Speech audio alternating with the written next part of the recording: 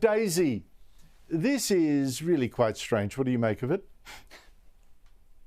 Well, see, I don't think it's strange at all. I think this is exactly typical of Harry and Meghan. I mean, they practically coined inadvertently the term cakeism, which is, of course, the act of having your cake and eating it too. So on the one hand, they're allowed to disparage the royals and decry the institution, but on the other hand, they go, well, of course our children will be prince and princess. I mean, we wouldn't have it any other way. And I honestly think they're just trolling at this point. They knew that they'd get a massive reaction in the media if they did the prince and princess thing, and lo and behold, they've done it because they love it. They live for publicity, despite screaming constantly about how private they want their lives to be. But Andrew, it really is so tacky of them, given the whole ensuing situation, particularly when you consider the fact that Princess Anne chose not to give her children royal titles because of the pressure that puts them under. Same with Prince Edward.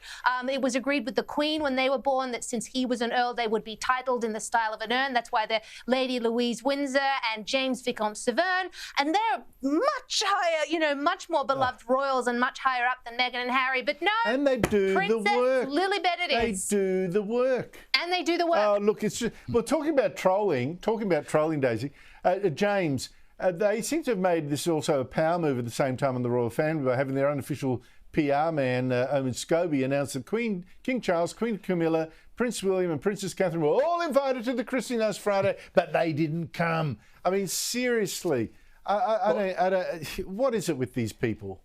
Well, I mean, Andrew, their business model is to trade on victimhood, and that's very difficult when you're amongst the most privileged people on the planet. So in order to do that, no slight can be so small that it can't be turned into a major offence, and no inconvenience can be so trivial that it can't be turned into a breach of your human rights.